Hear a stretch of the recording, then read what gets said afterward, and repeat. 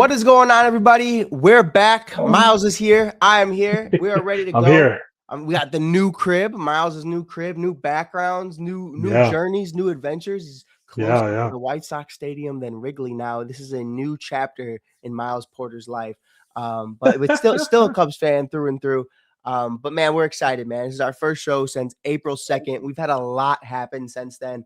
We do apologize for being gone. Just a lot of things going on. Miles is famous. He's playing with elite baseball, doing his thing. I've been hanging out with Grandpa Rossi and others doing some stuff. Not actually, but been doing a lot of stuff. We've been very busy. But it's been fun, man. Miles, how have you been? Been good, man. Hey, man. Like you said, move to Pilsen. Me and my amazing girlfriend and our wonderful tyrant of a cat. We are now living in Pilsen. It's great, and we're adjusting and watching the Cubs and trying not to get mad at seeing certain things on TV and in person. But we'll get to that. But overall, things have been good. How have you been, man? I'm so sick. This is my curse of the white man is what I call it every single year, every single spring. Hey man, you like trees? I don't, because I hate trees. I'm allergic to trees, pollen, everything. I have been sick all week. My mom's been sick. My sister's been sick. It's like an Irish Oh man. gene. So thank you for that.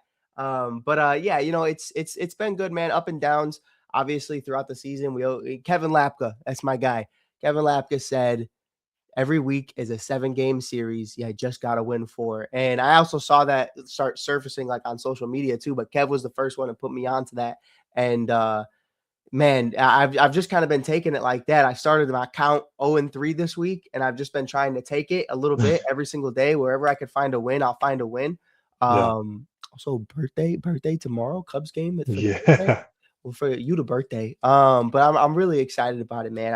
I hope this is going to be a good weekend. I hope we can take this series. We already lost game 1 against Houston yesterday to Spaghetti. But I definitely think it's going to be interesting. But man, we have so much to talk about. The NL Central is the greatest division in baseball. The Cubs won 10 games in a row twice since the last time we did a show, Miles, and Yeah. still third in the division. I want to start with that. How crazy is it that you could win 10 games in a row twice before the month of June and be in third place in your division? I think this is just the experience of being a Cubs fan. I mean, it feels very, very like unheard of, but like in a sense of like the grand scheme of things when it comes to kind of this era of the Chicago Cubs, I'm not too surprised by it. So I haven't been like super pissed off like a lot of fans have been. I understand it's a very long season, but this is a team, and I've said this off camera, this is a team where it's like a tale of two extremes. We'll go we go on extreme winning streaks, we go on extreme losing streaks. And when we're winning a lot, it's great. This is the best team in baseball. But when we are losing a lot, it is tough to watch. It is two different sides of the spectrum. And so, you know, I'm just taking it one game at a time with this team, though it is frustrating. But it's definitely been a roller coaster for sure. I do feel that Sox series sort of, I don't know. They just looks like their moral has just been crushed ever since that walk off last Sunday. See, and where I agree with you, I also disagree because I think winning 10 games in a row twice does something to you. And I think it is Yeah, exhausting. And I think it's something where you just have to understand that these guys are already kind of on E. You know what I mean? Like it takes a yeah, lot yeah. to do that. And it takes a lot to really get you to that point.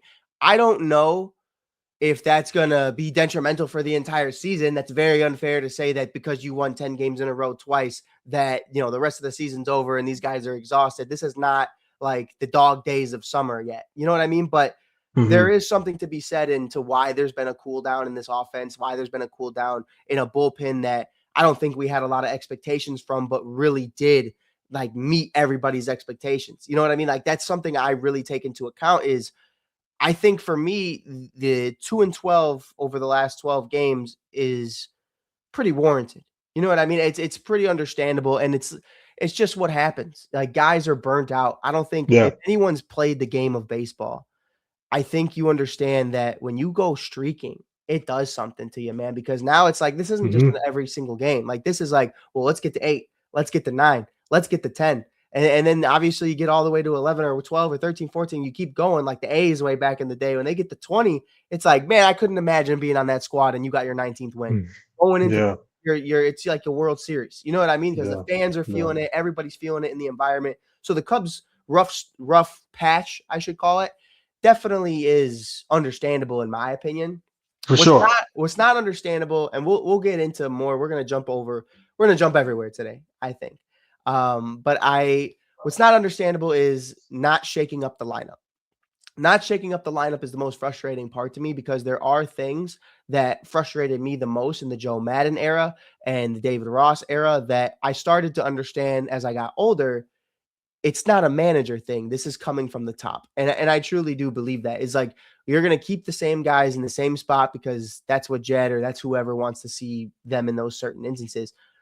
But today we got something interesting. Today we got something that if you're not at 1060 West Addison at 120 today, I don't know what to tell you.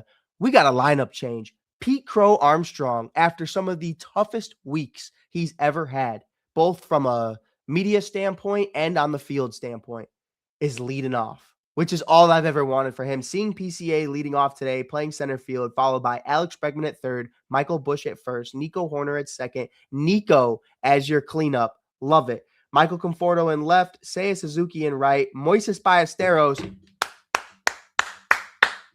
back in the lineup, baby. Don't know why he ever left, but really excited about that one. Miguel Amaya is your catcher, and Dansby Swanson batting ninth. Colin Ray is on the bump. Miles, I'm extremely excited for this lineup. It is something that we've needed. Kevin Alcantara has been called up, which is also Pedro's been called up. A lot of guys are here, guys who have been mashing in Iowa, getting an opportunity. Nicky Lopez sent down, a couple other guys given a day off. Ian Happ finally out of the cleanup spot. I mean, this is a breath of fresh air. Now, I will say, for anybody who is a hater of Ian Happ, anybody who is expecting this lineup to be consistent, this is a give guys a day off lineup. This is not probably going to be seen Sunday, Monday, and so on and so forth.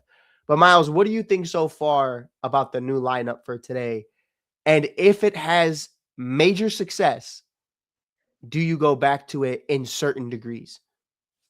Yeah, first of all, I like that he's just switching it up in general, like you said. I think this was due. I want to say that as from like the player perspective, I do appreciate him constantly showing confidence in these guys, like constantly being like, hey, we're gonna get out of this. I'm gonna keep running him out there. I'm gonna keep running him out there. But from the spectating standpoint, like we can see it in a different way where it's not working and it hasn't been working for the past week. So I think it's good, man. And it feels kind of like a classic lineup. You know, you got the center fielder leading off, and then you got the first baseman hitting third. This feels like kind of like 2008. What do we got? We got D. Lee and Ramos? No, we don't. Look, here's the thing. I think it's good, and if it works today, I think you got to go to it more often. Obviously, it's not going to be a consistent thing, like you said. But if we do find success in this, if guys are starting to get tired or slumping, like you had talked about earlier, when the fatigue sets in, so much effort goes into the winning streaks and the losing streaks. It's a super long season. I think this is something to fall back on for sure. If it works out, or even if it doesn't, switch it up. We cannot just keep running people out there and expecting something to change. So good on Council for finally making a decision when it comes to making a change. Yeah, and I think there's so many levels to it, man. And I think I'm really just excited the most for PCA. PCA with a big home run yesterday, desperately needed that. Oh my gosh. We've talked about it time and time again. I think even getting into it, it's kind of like this is a whole different podcast for a whole different day. But like what frustrates me the most is when Chicago media bleeds into the narrative. And when they finally say, well, we're going to get our clicks, we're going to get our viewers to listen to what we have to say because this is the hot topic.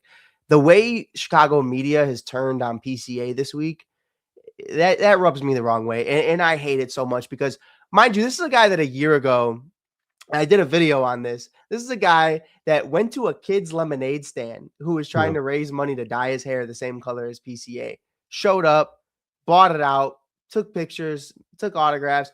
he's been a staple of what it means to be a Chicago Cub over the last 2 seasons.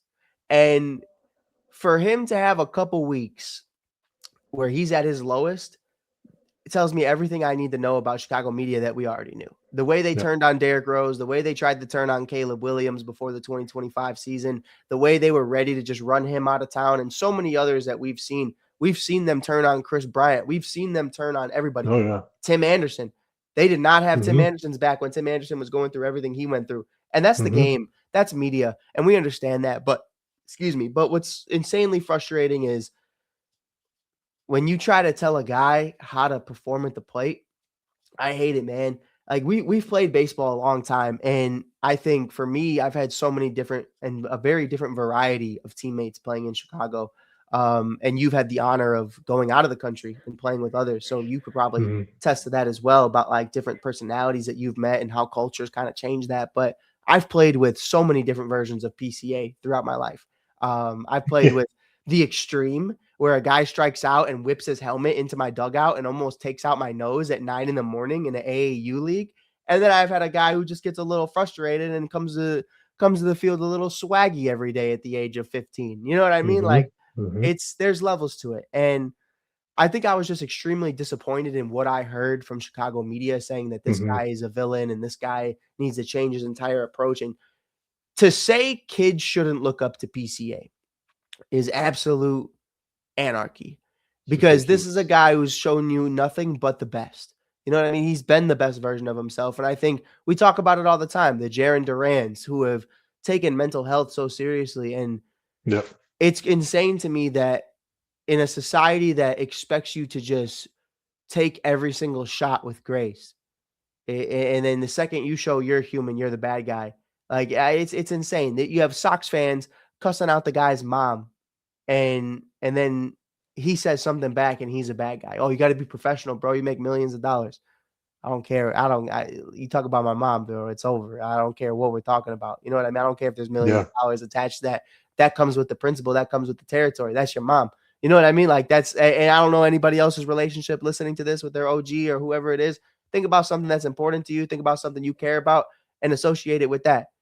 You better not talk to my mom or my girlfriend. What? Oh my goodness. That's what I'm saying. It was wild. It was a wild weekend. And I see the bleacher guys, the guys who sell t-shirts outside of Wrigley. They already got a very creative t-shirt about what PCA said, and I love it. And I'm going to grab one and I'm going to wear it with grace, and it's going to be awesome. But getting into it, there is a lot in this lineup that I think we can talk about. Miles, where do you want to start? Like, let's talk about it right now. The Cubs are 2 for their last 12. What has frustrated you the most? Yeah, it's been frustrating seeing them. They're doing a good job. Like yesterday when I was at the game, they did a great job of getting guys on base. But then now it's almost like when we have guys in scoring position or multiple guys on base in general, whatever, they kind of don't know what to do, right? And Eric Getty, credit to him, he's one of the best pitchers in baseball. Not really talked about because Astros are very good this year, but Spencer Eric Getty is one of the best pitchers right now. But the Cubs, they kind of just froze, and I feel like they were swinging the bat well yesterday. They weren't as passive as we've seen them, but we're getting guys on, and now what I'm noticing is that we're kind of freezing up when it comes to just driving these guys in and moving guys over, and it's a pop up in the infield, it's a lazy ground ball, it's a fly ball to the outfield with 2 outs, and then it's like, all right, well, we just left another 2 guys on base, and it becomes frustrating. And it was interesting hearing the Boo Birds at Wrigley yesterday, you walk in, very rare. The vibes are always high. Wrigley was packed yesterday. It was like 37,000. On a Friday. Oh my God. With the baby blues. Oh my goodness. Yeah, man. Yeah. We just gotta figure out a way to, this lineup has the ability to drive in as many runs as they want. They're going to get on base. But there's a little bit of a stagnant kind of approach right now. They're all pressing. You can see it with Bregman. You can definitely see it with Happ. You can see PCA trying to make an adjustment. Like, you can see it in his at bats, and Nico is going to fall. Say it's going to be okay.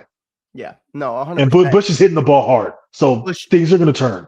Bush has been rolling, man, and I love Yeah, that for him because it's like he did have such a poor start to the season, and we're finally starting to see him kind of turn it around. But yeah. I will say this: here's my biggest thing with the Cubs right now in the Cubs lineup, and it's no disrespect to anybody currently in this lineup because I know they can do elite things, all for different reasons. There is not an MVP level player on this Cubs roster currently on how they're performing. And I think Correct. that's the biggest reason. When you have to turn to someone, who's the guy that's going to turn things around? Last year in the first half, it was Kyle Tucker and Pete Crow Armstrong. And they were That's right. able to absolutely change the narrative of a baseball game. And that was the Mhm. biggest thing about Kyle Tucker is we brought Kyle Tucker in to be that. The Cubs don't currently have that. And when you talk about it in a sense of let's look at teams around the league. You know, the Yankees need a home run, Aaron Judge.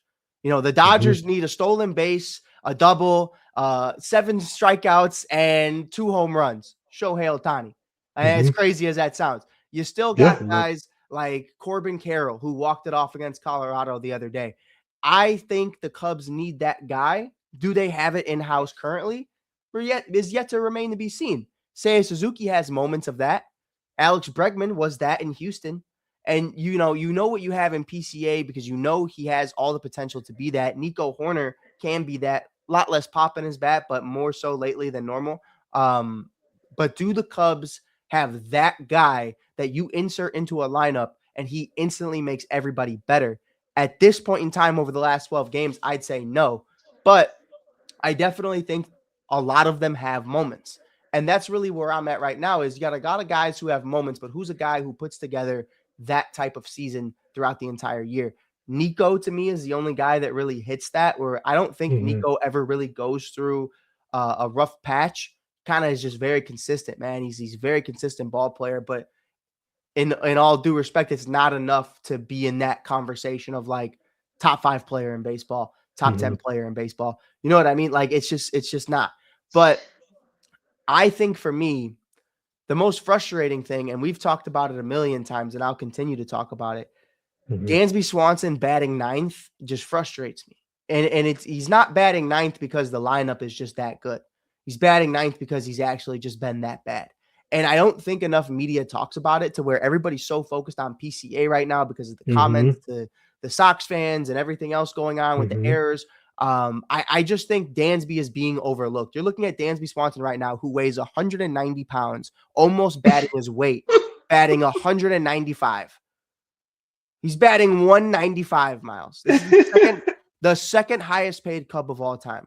According to 27 RBI. MLB.com, I'm seeing he's batting 187. If he's batting 187, that's then let's talk about it. Dansby Yeah, man. Swanson Yeah. is not batting his weight.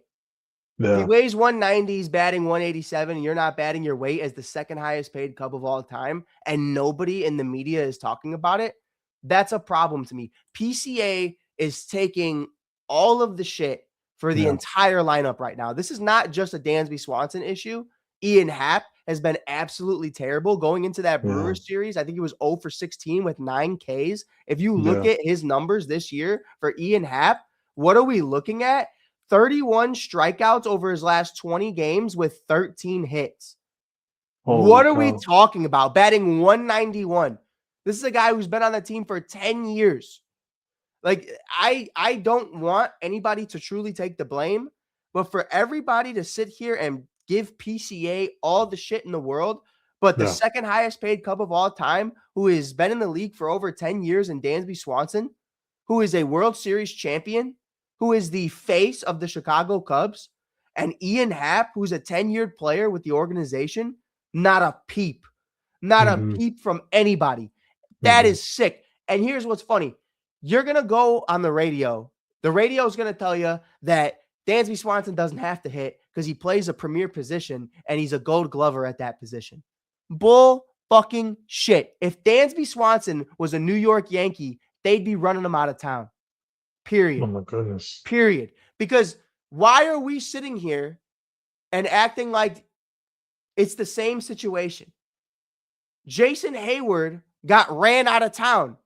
They ended their contract with Jay Hay a year early just because he couldn't hit. But he was a Gold Glover and the highest paid Cub of all time. But he was there for his defense.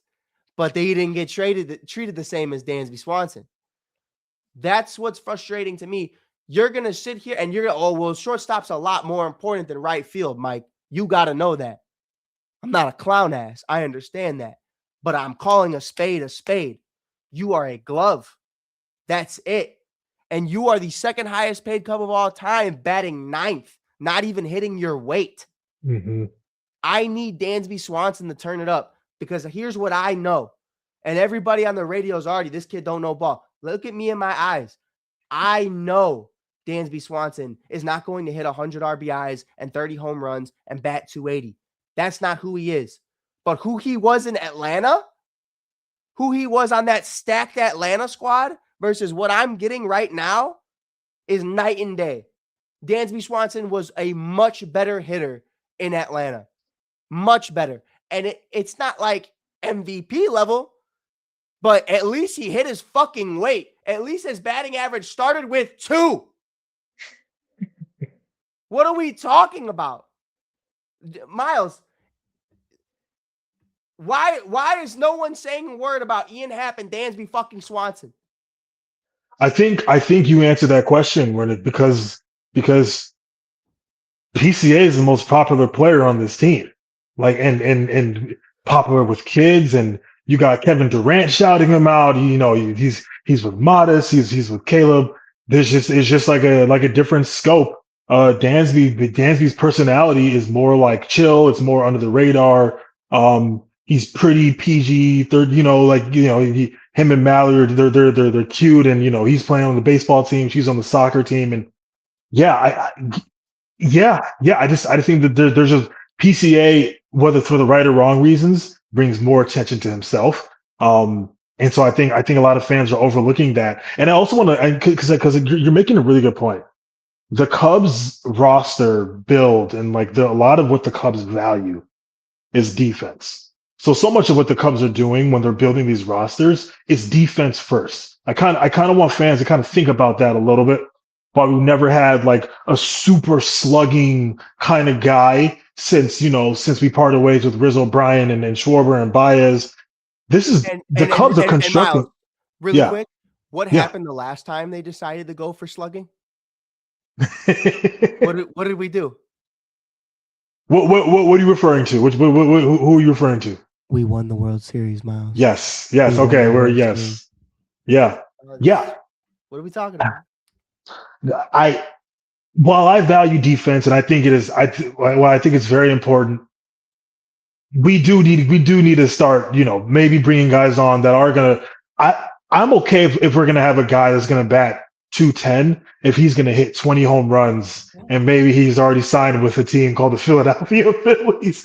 I mean, the game is so different now, and I believe the batting average in all of baseball is at like an all-time low or something like that. It's like all around, it's like 240 or 230, whatever the case may be. Yeah. Hey man, I love defense. I do. But if we could just get one guy in this lineup that's maybe going to give us 35 plus, and I don't care if he bats 1 whatever or 2 whatever, at least he's slugging and driving in guys. We have dudes that can sort of hit for average on this team. Let's depend on them. Okay, there has to be some sort of give and take here. But defense first with complementary offense. Best of luck.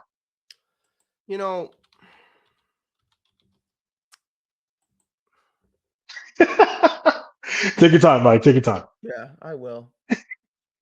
I gotta look one more thing. Yeah. Cubs. Go ahead, Miles. It's sad. No, I mean, it's just like I said to everyone who listens to our show. I love our team defensively. I love our team. I'm putting us again. If there was like a defense contest during All-Star, during the All-Star week, I mean, shoot, if we could win a trophy like that, that's cool. But where the fuck is this guy, bro? All right, hold on. I'm looking for him. Fuck, where is he? I'm looking at the current Cubs salary right now online. And I'm looking. There he is. There he is. All right. I'm going to ask you a question. Oh boy. There are two hitters. There's two hitters on the Chicago Cubs. Okay. One is making $5 million this year. One is making $28 million this year. One is Okay. batting 289. One is batting 187. You take a guess on who is who. Okay, well we know Dansby's hitting 187 at the moment. Ding, ding, ding, ding, ding. Go ahead. And the guy making $5 million, batting double Dansby Swanson. Miles, do you want to take a guess? Is it Michael Conforto? It is Chicago's own Carson Kelly. Oh, Carson Kelly. Shout out Carson Kelly batting 289. No, man, that's what we're talking about, though. You know what I mean? Like, you know what I mean? Defense first, Mike. We got Dansby for his glove, not his bat. Jed values defense and offense is complementary. That is how he's constructing these rosters. Yeah. Mm-hmm. Mm-hmm. I can see it on your face right now. Mm-hmm. Yep. Mm-hmm. For those who don't know, Mike is one of my closest friends, and I can tell if it's like a baseball topic that's really pissing him off. I can always see it on his face. It first starts with his eyes, and I can see it right now. Yeah. Mm-hmm. Yep. Mm-hmm. Mm-hmm. I get it. I get it, man. You know why I'm not opening my mouth? Because I will not swallow this shit another fucking day. Hit the ball. Hit the ball. Hit the ball. That's it. The guy didn't even hit his weight with runners in scoring position last year. I think now it's like 200. So it's getting there. Yeah, it's like 6 home runs with runners in scoring position this year too. So, but it's like at some fucking point, you got to look at the big names. I think here's what I've noticed. Cubs media and Cubs fans have a very hard time making the face of the franchise the villain. And I don't want anybody in this situation to be the villain, but sometimes you got to call things out and address them. We have the Phillies questioning if Bryce Harper is even elite over the offseason. We have the Yankees who will boo you out of town, whether you're A-Rod, Jeter, Judge, or so on and so forth. There's a standard, yeah. There's a standard. And for the Cubs, I feel like guys like Ian, guys like Dansby, every single year, at the end of the year, we go, well, Ian had 20 home runs this year. Well, 15 of those were solo bombs when we were down 5 in the 9th. Mm-hmm. And we lost 5-1. You feel like our anger is misplaced. Yeah. He went 0 for 4 prior to that, by the way. I saw Ian Happ damn near get a golden sombrero. Ian Happ in the final game of the Crosstown Classic went 0 for 5. Yeah. 0 for 5 with a walk. Why they walked him late in the game, no idea. I was like, okay, who the fuck? But I wanted to look that up. There had to be some reason he walked Ian Happ. Like maybe he just has his number, whoever that was pitching. But I was like, what the fuck? I'm thinking about the clip that you put on TikTok of us talking about Ian Happ, and all the comments are going through my head right now of everyone who's like, no, Ian Happ isn't good. He sucked and all this stuff. Yeah. And now all this is going on. So I'm sure the next clip, the comments are going to be very friendly, and I can't wait. Because the beginning of the year, everybody was on me about, see, you were wrong about Ian Happ. I told you Ian Happ was the guy. I never, ever in a million years will question that Ian Happ is a serviceable baseball player. But the problem is when he is viewed as one of those top tier guys in your lineup, that's a problem. If Ian Happ is your 8th or 9th best hitter, that's great. Ian Happ is currently on this roster, and he's currently making $19 million. He's going to be a free agent next year. Are you willing to bring back Ian Happ, or are you just letting Kevin Alcantara take the reins? And everyone's going to sit up here and they're going to say, well, Kevin strikes out too much. I'm looking at Ian Happ strike out 31 times in the last 20 games. Like, no. Mhm. Like, we're not going to sit here and act like it's any different. I'll tell you straight up, Yeah. and this is not a I hate Ian Happ thing. Right now, the guys taking the most accountability should be Craig Counsell, Ian Happ, and Dansby Swanson.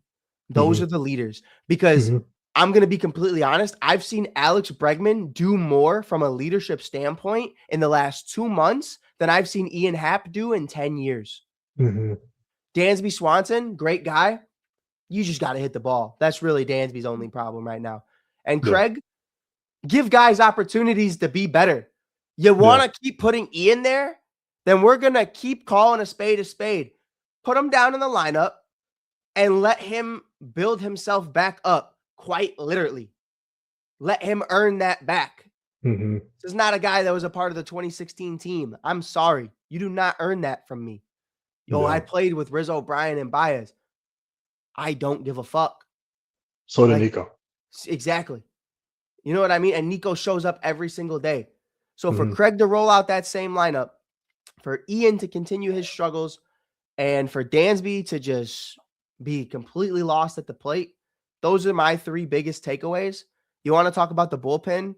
I'm not going to, because outside of Ben Brown and Daniel Palencia, and I like Thornton, outside of those guys, everybody else has been doing their fucking best. And Mhm. they're not guys that we expected to be great.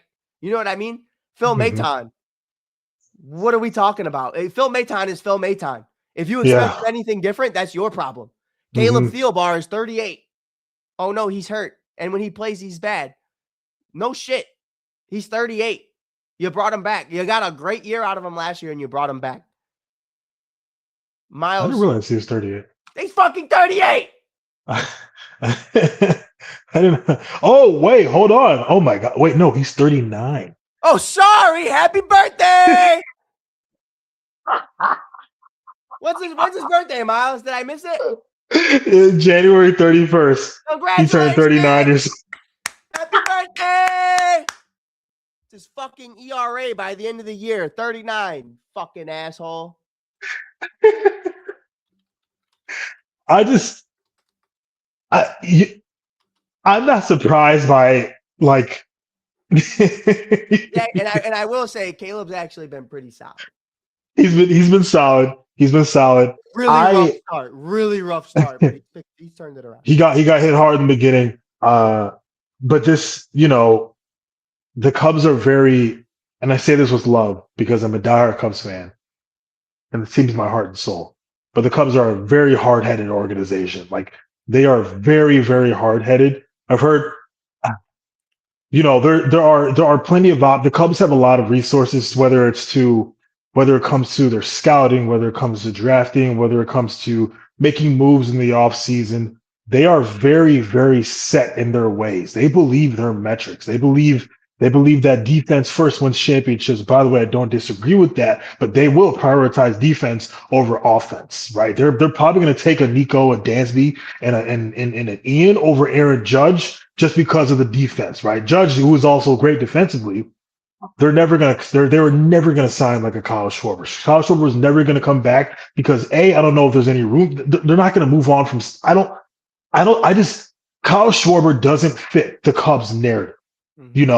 They want if you're going to be able to hit, you got to at least play a little bit of defense. And by the way, I think that's why Moises Ballesteros has kind of gotten some scattery moments that I don't think they value him all that much as a catcher, right? And so he's DHing. It's kind of like a spot start here and there, and then he comes off the bench cold, and now he has to face 98, and they're like, hey, what's going on?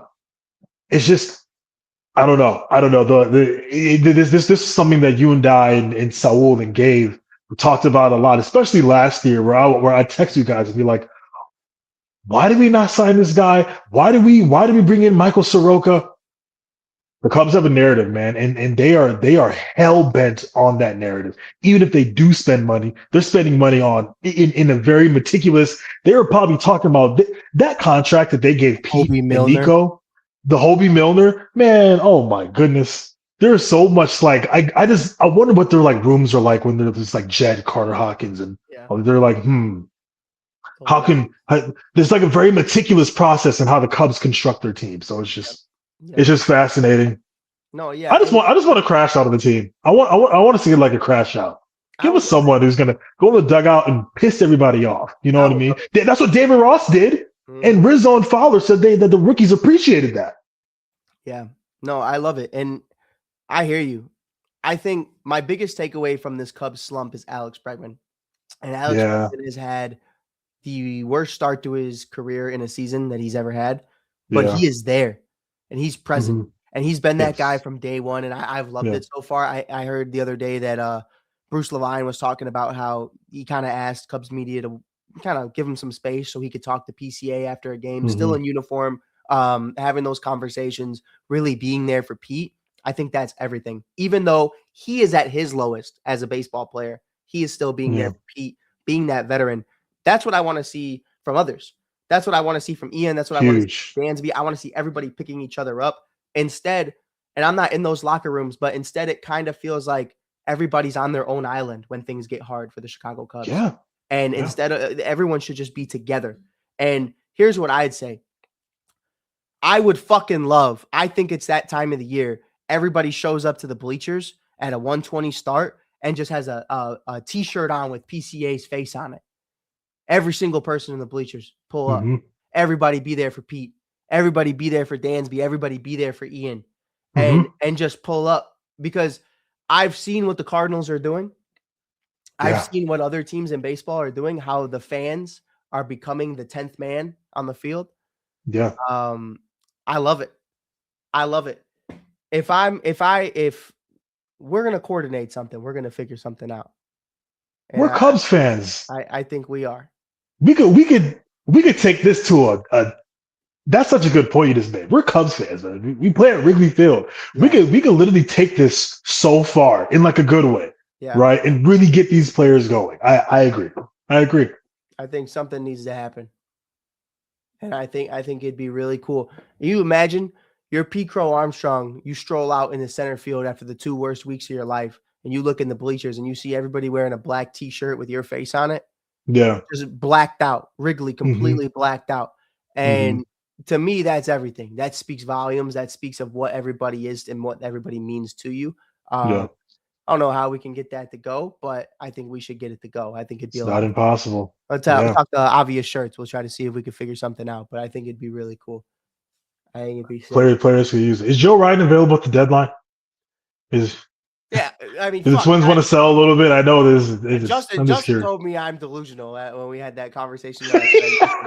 I was like, "Oh, sorry." He was like, "I named the guys we'd trade for him," and he was like, "So bums," and I was like, "Oh yeah, my bad." Look, I think the Twins are pretty. I think the Twins will do anything. here's what I'd say. Excuse me. My problem is this: 3 weeks ago, I would have said Kevin Alcantara is as good as gone. Matt Shaw might be traded. Everybody in that farm system might be traded because the Cubs are just that good. We've won 10 Mhm. games in a row twice. We run the league. Now, 2-12. Well, if Ian Happ leaves at the end of the year, should we keep Kevin?